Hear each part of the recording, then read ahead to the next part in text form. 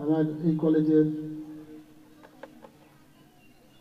Governing বোর্ডের সম্মানিত সভাপতি অ্যাডভোকেট গোলাম হাফিজ মহোদয়, উপস্থিত আছেন প্রতিষ্ঠাকালীন সময়ে যাদের অক্লান্ত পরিশ্রম, মেধা, প্রজ্ঞা, কর্মদক্ষতা এই মহিলা কলেজকে এগিয়ে নিয়ে গেছে। মহিলা কলেজ প্রতিষ্ঠার ব্যাপারে যারা নিবেদিত ছিলেন তাদের মধ্যে আজকে উপস্থিত ছিলেন ডক্টর আনোয়ারুল করিম আনু, অ্যাডভোকেট মহবুল হোসেন, বীর মুক্তিযোদ্ধা এ কে ভূঁইয়া, আমার অত্যন্ত শ্রদ্ধেয় মামা তোজাম্মেল হোসেন খোকা, আমার আর এক শ্রদ্ধেয় ব্যক্তি আবুল কাশেম মল্লিক সহ যারা এখনো জীবিত আছেন তাদের জন্য আমি প্রার্থনা করছি আল্লাহ রাব্বুল আলামিন তাদেরকে যেন সুস্থ রাখেন, ভালো রাখেন এবং দীর্ঘায়ু করেন।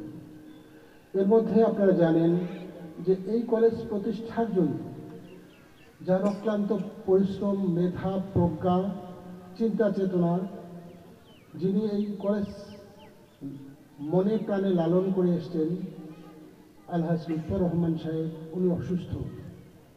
ওনার অবদান আমরা সকলে স্বীকার করি এই কলেজের জন্য।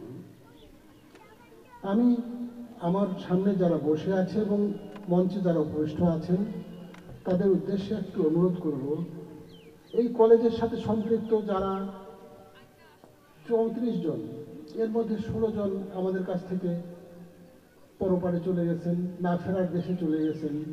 তাদের বিদেহী আত্মার মাগফিরাত কামনা করে 1 মিনিট নিরাপত্তা পালনের জন্য আমি আহ্বান জানাচ্ছি সকলকে দাঁড়িয়ে 1 মিনিট নিরাপত্তা পালন করুন।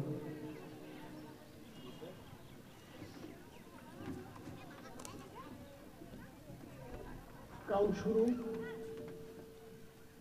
1 মিনিট নিরাপত্তা।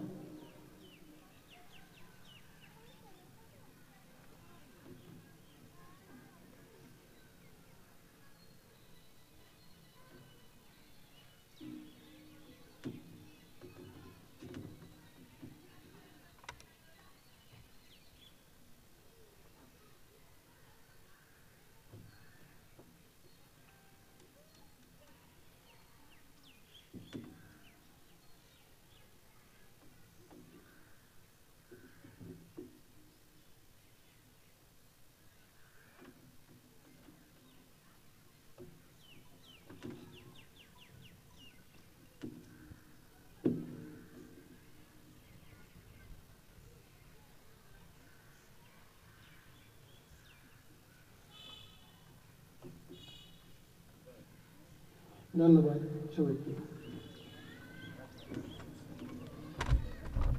প্রতিষ্ঠা লগ্নে যারা ছিলেন সেই বিদ্যানুরাগী ব্যক্তিগণ যারা আমাদের ছেড়ে চলে গেছেন, আমরা সেই তাদের জন্য আল্লাহ রাব্বুল আলামিনের কাছে প্রার্থনা করি আল্লাহ রাব্বুল আলামিন যেন তাদেরকে জান্নাতের সমস্ত মাকাম দান করেন অথবা স্বর্গ দান করেন। দেবগঞ্জ মহিলা কলেজ 1995 সালে একটি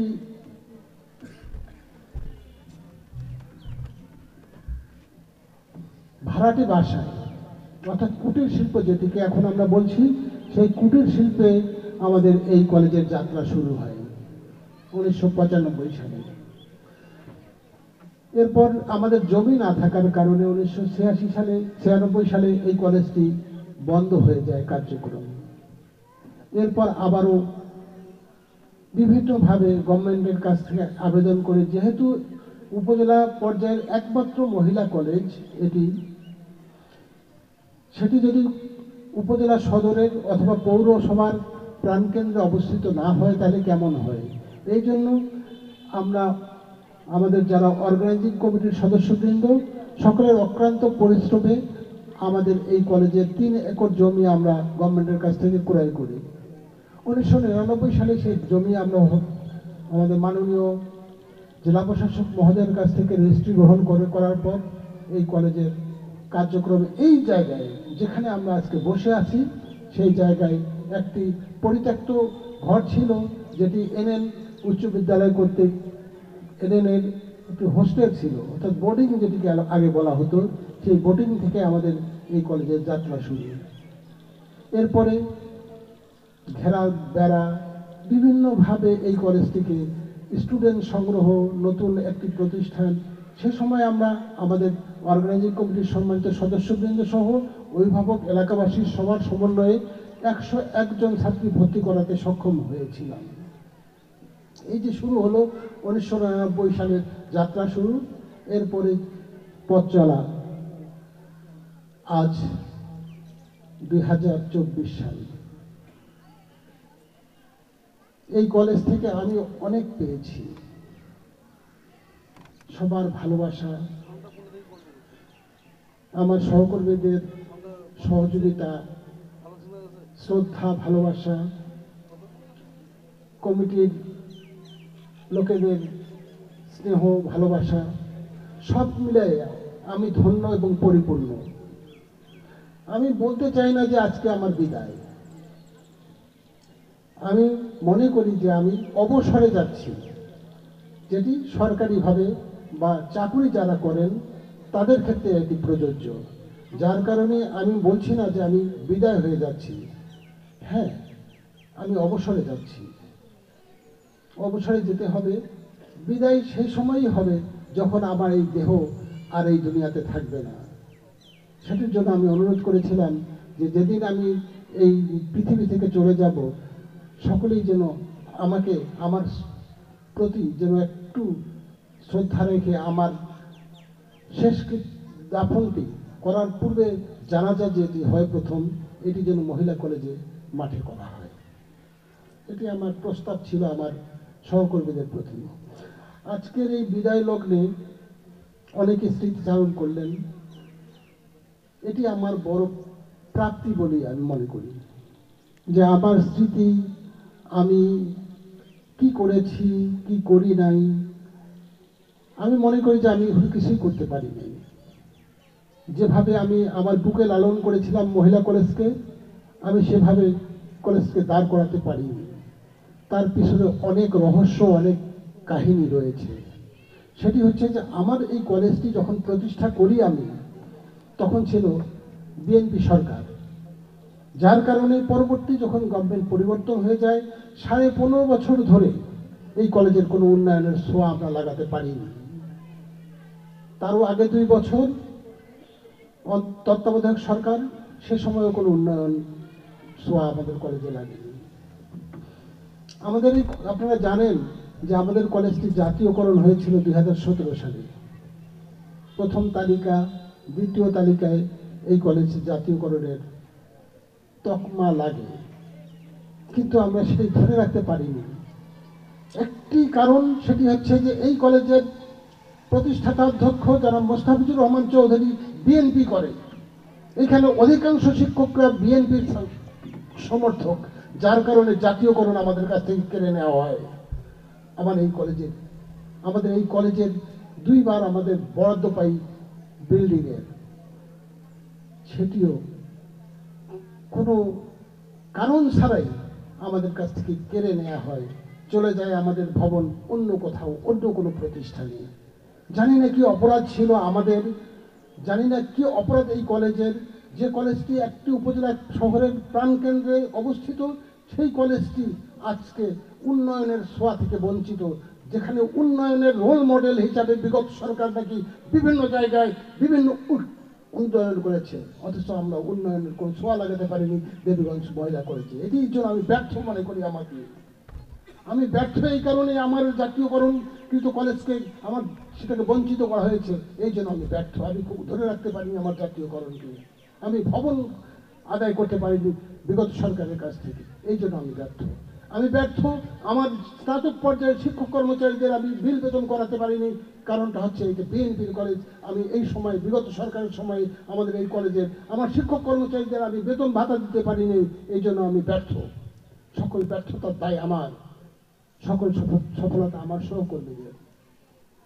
তারা সফল এই কারণেই যে পাশাপাশি আরেকটি কলেজ, যে কলেজটিকে সাথে আমাদের প্রতিযোগিতা করে টিকে থাকতে হয়েছে, ফলাফলের দিক থেকে সেই কলেজের সমমানে আমরা ফলাফল গ্রহণ করেছি।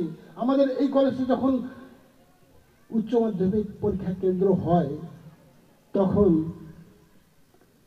বিভিন্ন ধরনের নীল নকশা আঁকানো হয় যেন দেবীগঞ্জ মহিলা কলেজে যেন কোনো কেন্দ্র না হয়। আমরা আমাদের কলেজ যখন কেন্দ্র পেল তখন সেটিকে বন্ধ করার জন্য বিভিন্ন তদবির চলল। আমরা সেই তদবিরটাকে উপেক্ষা করে আমরা এই কলেজের কেন্দ্রকে অব্যাহত রেখেছি। কি অপরাধ আমার, কি অপরাধ এই কলেজে, যে কলেজে হাজার হাজার শিক্ষার্থী আজ পর্যন্ত 2001 সালে প্রথম পরীক্ষা দেয় এবং এই 24 সালে 24তম ব্যাচের পরীক্ষা, 24তম ব্যাচ এই কলেজ থেকে বের হয়ে গেল। অথচ আমি আমার এই দেবগঞ্জ মহিলা কলেজের একটি আধুনিক বিজ্ঞানাগার, আধুনিক একটি ভবন, আধুনিক কোনো ভবন দিতে পারিনি।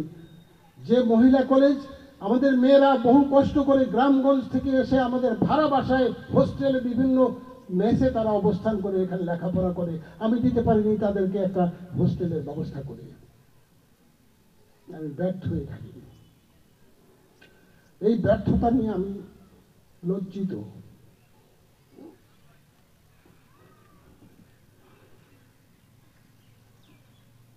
দিতে পারিনি আমি কলেজকে কিছুই। এটি আমার ব্যর্থতা। আমি চাইনি আমার যেতে এই ব্যর্থতা নিয়ে, যার ফলে আমি আমার সহকর্মীদেরকে বলেছিলাম কয়েকদিন আগে মিটিং করে যে যদি আপনারা সুযোগ দেন তাহলে আমি আমার ব্যর্থতাকে ঢাকতে চাই। যেহেতু এখন অন্তর্বর্তীকালীন সরকার চলছে, এরপরে যে সরকারটা গঠিত হবে সেই সরকারের কাছ থেকে হয়তো আদায় করে নিতে পারবো, এরকম মনোবল আমার মধ্যে আছে। যার কারণে আমি অনুরোধ করেছিলাম যদি আপনারা মনে করেন যে আমাকে এই প্রতিষ্ঠানের গভর্নিং বোর্ডের সভাপতি আপনারা নিতে চান তাহলে আমি আমার আপ্রাণ চেষ্টা করব আমার ব্যর্থতাগুলোকে আমি ঢেকে দিয়ে এই কলেজকে জাতীয়করণ, এই কলেজের ভবন, এই কলেজের আধুনিক একটি রূপ দেওয়ার জন্য আমি চেষ্টা করব।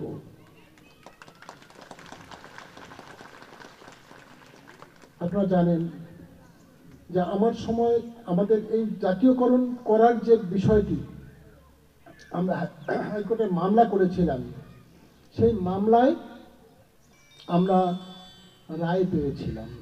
হাইকোর্টে আমরা রায় পেয়েছি এই কলেজটিকে জাতীয়করণ করা হোক এবং আপনি যে কলেজটি অর্থাৎ নুরুল ইসলাম সুজন যে কলেজটিকে বলেছিল যে ওইটাকে জাতীয়করণ করা হোক, ওটি মাদার কলেজ, এটি মাদার কলেজ নয়, সেই কলেজটি জন্য সুপারিশ করা হয়েছে। হাইকোর্ট সুপারিশ দিয়েছিল যে সেটিকেও করা যেতে পারে। হাইকোর্টের সুপারিশ ছিল দেবীগঞ্জ মহিলা কলেজকে জাতীয়করণ করা হোক এবং পার্শ্ববর্তী যে কলেজটি আছে সেটিকেও জাতীয়করণ করা যেতে পারে। অথচ হাইকোর্টের রুল অমান্য করে, নির্দেশনা অমান্য করে নুরুল ইসলাম সুজন তার ইচ্ছাকে বাস্তবায়ন করে ওই কলেজটিকে জাতীয়করণ করেছিল। এটা আমার ইচ্ছার কথা নয়, এটা আমার অধিকারের প্রশ্ন। এই অধিকার যেন আমি আমার আদায় করতে পারি, যার কারণে আমরা এই রিটটাকে পুনর্জীবিত করার জন্য আবার আমরা মামলায় রিভিউ করি। মামলার একটা ডেট হয়ে গেছে গত 4 তারিখে, গত মাসের। আরেকটি ডেটে ইনশাল্লাহ আমরা রায় পেয়ে যাব ইনশাল্লাহ। আমি মনে করি যে অতি তাড়াতাড়ি দেবীগঞ্জ মহিলা কলেজ জাতীয়করণ হবেই হবে। আমি বিশ্বাস করি এই কলেজে আধুনিক ভবন হবে, এই কলেজে ছাত্রী নিবাস হবে, আমাদের কলেজে আরো আধুনিকভাবে এই দেবীগঞ্জ মহিলা কলেজ একটি মাথা তুলে দাঁড়াবে। এই প্রত্যাশা রেখে সকলের মঙ্গল সুস্বাস্থ্য কামনা করছি। সহকর্মীদের প্রতি আমার অনুরোধ, আপনারা কলেজটিকে বুক দিয়ে আগলে রাখবেন। তারা অনেক ভালো ভালো কথা বলেছেন আমার সম্পর্কে, আমি এত ভালো কিছুই করতে পারিনি। হ্যাঁ, এটি আপনাদের ভালোবাসার জন্য আপনারা করেছেন। আপনারা আমাকে ভালোবাসেন, আমাকে অন্তর থেকে আপনারা অনুভব করেন, যার প্রতিশ্রুতি হিসাবে আপনারা আমাকে আজকে সম্মানিত করেছেন, সম্মাননা দিয়েছেন। এই জন্য আমি কৃতজ্ঞ। আমার মনের মধ্যে একটা লালনা ছিল, একটা বাসনা ছিল যে এই কলেজের যারা ফাউন্ডিং লেভেলে ছিল তাদের স্মরণে একটি অ্যালবাম বের করা হোক। আজকে 25 বছর কলেজের বয়স, 25 বছর পেরিয়ে গেছে। কলেজের অর্থায়নে, শিক্ষক কর্মচারী এবং ছাত্রীদের সহযোগিতায়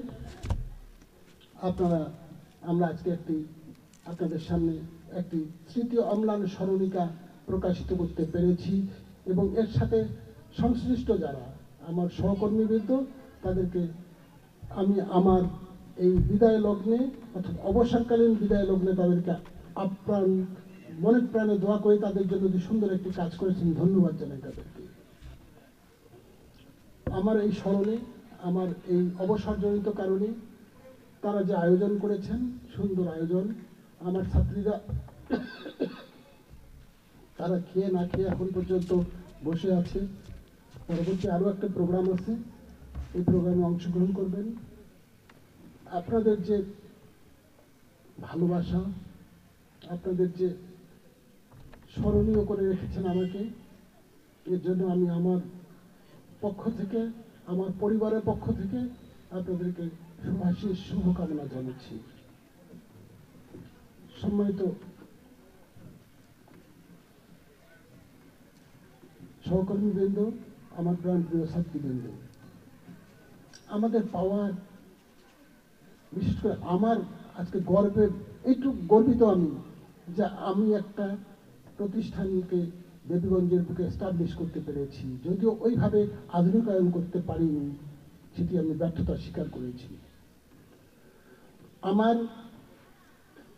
চলার সময়, এই দীর্ঘ সময় অর্থাৎ 1995 থেকে শুরু করে আজ অবধি আপনাদের সাথে, বিশেষ করে আমার সহকর্মীদের সাথে অনেক সময় কাজের প্রেক্ষিতে কাজ করতে গিয়ে অনেক সময় হয়তো তাদেরকে বকেছি, আমি মনে কষ্ট দিয়েছি, এটা যেন তারা মনে না রাখে। আমি তাদের কাছে করজোড়ে বিনতি করতেছি, আপনারা যদি আমি কোনো কষ্ট দিয়ে থাকি আপনাদেরকে, আপনারা ক্ষমা সুন্দর দৃষ্টিতে দেখবেন এবং মাফ করে দেবেন। আমি গর্বের সাথে বলতে পারি যে আমি 53 জন শিক্ষক কর্মচারী নিয়োগ দিয়েছি এই কলেজে। আমি কলেজের উন্নয়নের জন্য হয়তো কারো কাছে আমরা ডোনেশন নিয়েছিলাম, সেটি খুব একটা বেশি নয়। প্রতিষ্ঠা লগ্নে যারা এই শিক্ষা প্রতিষ্ঠানে এসছেন, তারা স্বল্প ডোনেশন, মানে তারা নিজের হাতেই খরচ করেছেন। আমার মনে হয় যে আমরা হিসাব করেছিলাম এক সময় যে তারা 34,000 টাকার তারা বিল পর্যন্ত করতে গিয়ে 34,000 টাকা তাদের খরচ হয়েছে। পরবর্তীতে যারা আবার ডোনেশন দিয়েছে তাদের নিজস্ব অর্থায়নে, যেহেতু আমাদের এই কলেজে আধুনিক কোনো ভবন পায়নি, তারা তাদের মধ্যে কমিটি করে দিয়ে তাদের ডোনেশনের অর্থ দিয়ে আমাদের এই পার্শ্ববর্তী পশ্চিম পাশে যে ভবনটি দেখছেন, এই ভবনটি আমরা করেছি। পরের যাদেরকে আমরা নিয়োগ দিয়েছি, তাদের যে সহযোগিতা বা আর্থিক দৈন্যতার কারণে আমরা তাদের কাছে চেয়ে নিয়েছিলাম কিছু টাকা, যে টাকা দিয়ে আমাদের দ্বিতল ভবন হয়েছে। আমি প্রতিজ্ঞা করে বলতে পারি এবং বলবো যে আমি আমার কোনো শিক্ষক কর্মচারীর কাছ থেকে, যেটা মিটিং করে বলেছি, আমি উৎকোষ ঘুষ গ্রহণ করি নাই। তারপরে আমরা বলেছি যদি আপনাদের কোনো মনে হয় যে আপনাদের কাছে কোনো টাকা আমি নিয়েছি, তা আপনারা বলেন, আমি আপনাদের টাকা ফেরত দেব। বলতে পারেনি তারা। তারপরেও আমি বলবো যে অনেক সময় হয়তো হতে পারে এরকম কোনো ভুলবশত আপনাদের কাছ থেকে কোনো অর্থ নিয়ে থাকি, আপনারা বলবেন, আমি পরিশোধ করব এবং আমার জন্য দোয়া করবেন।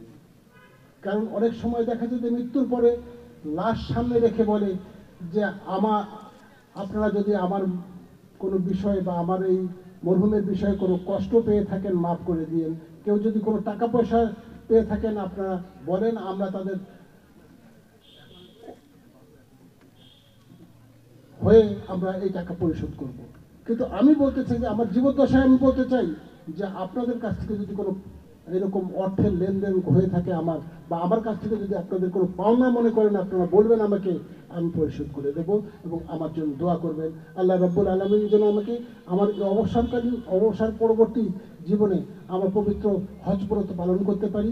আমাদের আগামী 25 সালে, অর্থাৎ আগামী বছরেই, একদিন পরেই আগামী বছর আমি এটি করার, আমার পরিবার সহ আমি হজে যাওয়ার একটা নিয়ত করেছি। আপনারা দোয়া করবেন আমার জন্য। সেই সাথে দোয়া করবেন যেন আমার সন্তানেরা প্রতিষ্ঠিত হয়ে যায় তাদের স্ব কর্মস্থলে। আপনারা জানেন আমার 2 ছেলে 1 মেয়ে, 2 ছেলে ইঞ্জিনিয়ার, মেয়ে ডাক্তার। আমার মিসেস সেও আজকের এই দিনে, এই সময়ে ঠিক তার চাকরি জীবনের অবসরে সেও যাচ্ছে। সে দেবগঞ্জ বালিকা উচ্চ বিদ্যালয়ের ভারপ্রাপ্ত প্রধান শিক্ষক। তো এটি আমাদের জন্য একটি বড় পাওয়া, বা চাওয়ার আর কিছুই নেই। এখন আমার দেওয়ার বিষয় আছে। এই সমাজকে কিছু দেওয়ার জন্য আমি চেষ্টা করব। আমি আমার যেটুকু অর্জন করেছি সেটুকু আমি উজাড় করে দিতে চাই আপনাদের জন্য, সমাজের জন্য, দেশের জন্য। সকলের সুস্বাস্থ্য ও মঙ্গল কামনা করে আজকে আমি আবারও আপনাদের কাছ থেকে ক্ষমা চেয়ে, আমার প্রতি রাগ, অনুরাগ, বিরাগ যদি কারো থাকে সেটি আবারও ক্ষমা চেয়ে আমি আমার এই স্মৃতিমূলক এই প্রতিষ্ঠানের যেহেতু অবসানকালীন একটা বিদায়, এই বিদায় আপনাদের কাছ থেকে নিচ্ছি। বিদায়, বিদায় এবং বিদায়। ধন্যবাদ। স্যার একটু পিছনে হয়ে শুনুন। ধন্যবাদ জনাব মোস্তাফিজুর রহমান চৌধুরী, প্রতিষ্ঠাতা অধ্যক্ষ, দেবগঞ্জ মহিলা ডিগ্রি